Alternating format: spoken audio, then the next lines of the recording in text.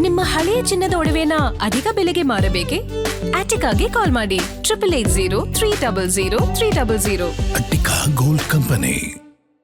ನಾನು ರೆಡಿ ಇದ್ದೀನಿ. ನನಗೆ ನಾಳೆ ಟೈಮ್ ಕೊಟ್ಟರೆ ನಾಳೆನೇ ರೆಡಿ. ಈಗ ರಾತ್ರಿ ಕರೆದ್ರೆ ಇವತ್ತೇ ರೆಡಿ. ನನಗೂ ಯಾವ ಕಾರಣಕ್ಕೂ ಮುಂದಾಗಕ್ಕೆ ನನಗೆ ಇಷ್ಟ ಇಲ್ಲ. ನನಗೆ ಆ ಸಂದರ್ಭ ಬಟ್ ಪರಿಸ್ಥಿತಿ ನೀವೇ ಎಲ್ಲ ಗಮನಿಸ್ತಾ ಇದ್ದೀವಿ. ನಾನು 2 ದಿನದಿಂದ ಕಾಯ್ಕೊಂಡಿದ್ದೆ. ನಿನ್ನೆನೇ ಬರ್ತಿದ್ದೆ. ನಾನು ಹಾಸನದಲ್ಲಿ ನನ್ನ ಕರ್ತವ್ಯ ನಾನು ಮಾಡಬೇಕಾಗಿತ್ತು. ನಿನ್ನೆನೂ ಬರೋಕ್ಕೆ ನನಗೆ ಹೇಳಿದ್ದೆ. ನಿನ್ನೆ ಬರೋಕ್ಕಾಗಲಿಲ್ಲ. ಬಿಕಾಸ್ ಹಾಸನದಲ್ಲಿ ನಾನು ಹೋಗಲೇಬೇಕಾಗಿತ್ತು. ಸರ್ಕಾರ ಜವಾಬ್ದಾರಿ ಇತ್ತು. ಸೊ ಅದಕ್ಕೆ ನಾನು ಬೆಳಗ್ಗೆ ಹಾಸನ ಕಾರ್ಯಕ್ರಮ ಬೆಳಗ್ಗೆ ನಾನು ನಾಳೆ ಎಕ್ಸ್ಪೆಕ್ಟ್ ಮಾಡ್ಬೋದಾ ಸರ್ ಎನಿ ಮೀಟಿಂಗ್ಸ್ ಆಫ್ಟರ್ನೂನ್? ಈಗ ರಾತ್ರಿ ಇತ್ತು ತಿರ್ಗಾ ರಾತ್ರಿ ನಾವೆಲ್ಲ ಸೇರೋದು. ಈಗ ಇನ್ನು ಅವ್ರು ಪೊಲೀಸ್ ಸ್ಟೇಷನ್ ಇದ್ದಾರೆ. ಈಗ ನಾನು ಹೋಗ್ತೀನಿ ಪೊಲೀಸ್ ಸ್ಟೇಷನ್. ಅವನ್ನ ಬಂಧಿಸಿದ್ದಾರೆ.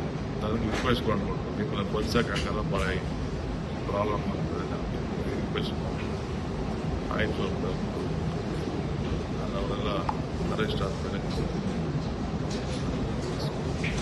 ಸರ್, ಈಗ ನೀವು ಕಳೆದ ಸಲ ಬಂದಾಗ ಒಂದಷ್ಟು ಚೇಂಜಸ್ ಹೇಳಿದ್ರು, ಒಂದಿಷ್ಟು ಮಾನದಂಡಗಳನ್ನ ಹೇಳಿದ್ರು ಹೈಕಮಾಂಡ್ ರಾಹುಲ್ ಗಾಂಧಿ ಅಂತ.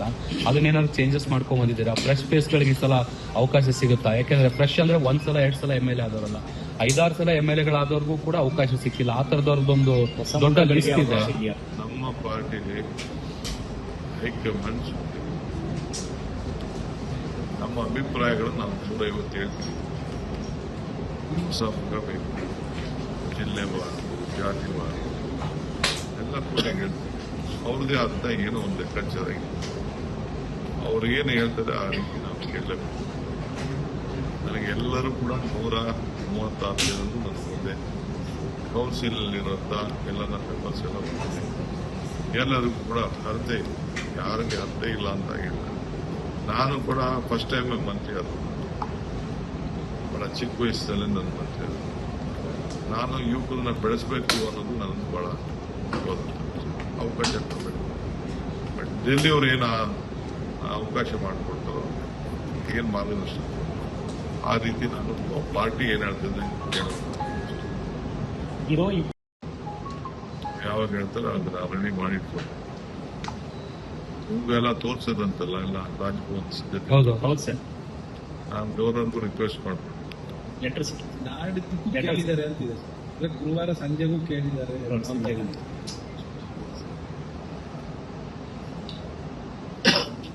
ಗವರ್ನರ್ ಎಲ್ಲ ಹೊರಗಡೆ ಹೋಗ್ಬೇಕು ಅಂತಿದ್ರು, ಅದನ್ನು ನಾನು ರಿಕ್ವೆಸ್ಟ್ ಮಾಡ್ತೀನಿ. ಸರ್, ಲಾಸ್ಟ್ ಟೈಮ್ ನೀವು ಬಂದಾಗಲೇ ಅಂದ್ರೆ 3-4 ಡೇಸ್ ಬ್ಯಾಕ್ ಬಂದಾಗಲೇ ಆಲ್ಮೋಸ್ಟ್ ಫೈನಲ್ ಅಂತ ಆಗಿತ್ತು. ಮತ್ತೆ ದೆಹಲಿಗೆ ನಾಯಕರು ಕರ್ಸಿದ್ರೆ ಮಾತ್ರ ಬರ್ತೀವಿ ಅಂತ ಹೇಳಿದ್ರಿ. ಈಗ ಈ ಕಾರ್ಯಕ್ಕೋಸ್ಕರ ಮತ್ತೆ ವಾಪಸ್ ಹೋಗಿ ಬರೋ ಪರಿಸ್ಥಿತಿ ಏನಾದ್ರು ಆಗತ್ತಾ? ಈಗ ನಮ್ಮ ಹತ್ರ ಮಾತಾಡ್ಬಿಟ್ಟು ಕಳಿಸಿ ಅಲ್ಲಿ ಫೋನ್ ಮಾಡಿ ಹೇಳ್ತೀವಿ ಅಂತ ಅದಕ್ಕೂ ರೆಡಿ. ಕಾಂಗ್ರೆಸ್ ಪಾರ್ಟಿ ನಡ್ಕೊಂಡು ಬಂದಿರೋಂಥ ಪದ್ಧತಿ ಅದು.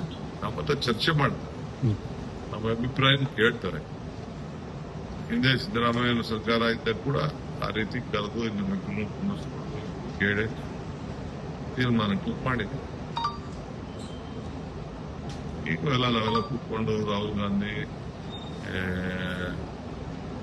ಮಲ್ಲಿಕಾರ್ಜುನ್ ಖರ್ಗೆ ಸಾಹೇಬರು, ಸಚಿವರ ಸಿದ್ದರಾಮಯ್ಯ ಎಲ್ಲ ಚರ್ಚೆ ಮಾಡಿ ಎಲ್ಲ ಭಾವಚಿತ್ರಗಳೆಲ್ಲ ನೀವು ಪೇಪರ್ ಹಾಕ್ತಾರೆ.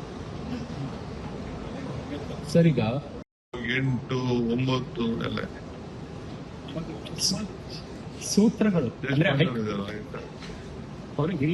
ಸರ್, ಈಗ ಈ 20 ಬಾಕಿ ಉಳಿದಿದಾವಲ್ಲ, 20 ಫಿಲ್ ಮಾಡ್ತೀರಾ ಅಥವಾ ಅದರಲ್ಲಿ ಏನಾದ್ರು ಬಾಕಿ ಗೊತ್ತಿಲ್ಲ. ನನ್ನ ಪ್ರಕಾರ ನಾನೆಲ್ಲ ಫಿಲ್ ಮಾಡ್ಬೇಕು ಅಂತ ನನಗೆ ಆಸೆ. ಯಾವ್ದು ಖಾಲಿ ಇಟ್ಕೊಳ್ಳೋದು ನನಗೆ ಅರ್ಥ ಇಲ್ಲ. ಅವ್ರನ್ನೂ ಫಿಲ್ ಮಾಡಬೇಕು, 2 ಚೀಫ್ ಮಾಡಬೇಕು, 2 ಕೌನ್ಸಿಲ್ ಚೇರ್ಮನ್ ಮಾಡಬೇಕು, council chairman, 1 council chairman, 1 speaker, council deputy chairman ಎಲ್ಲ ಪೋಸ್ಟ್ಗಳಿದೆ. ಎಲ್ಲ ಫಿಲ್ಅಪ್ ಮಾಡಬೇಕು. ಸರ್, ಲಾಸ್ಟ್ ಕೌನ್ಸಿಲ್ ಚೇರ್ಮನ್ ನಾನು ಮಾತಾಡ್ತೀನಿ. ಯಾಕೆಂದ್ರೆ ಈಗಾಗಲೇ ನಾವು ಚೇರ್ಮನ್ ಯಾರು ಮಾಡಿಸ್ಬೇಕು ಅಂತ ಅದು ಕೂಡ ಚರ್ಚೆ ನಡೀತಾ ಇದೆ. ಅವ್ರನ್ನ ಗೌರವದಿಂದ ನೋಡ್ಕೋಬೇಕು, ಅದು ನನ್ನ ಡ್ಯೂಟಿ. ರೋಲ್ ಮಾತಾಡ್ತಾರೆ. ಗ್ಯಾರಂಟಿ ನ್ಯೂಸ್, ಸುದ್ದಿ ಖಚಿತ, ನ್ಯಾಯ ನಿಶ್ಚಿತ.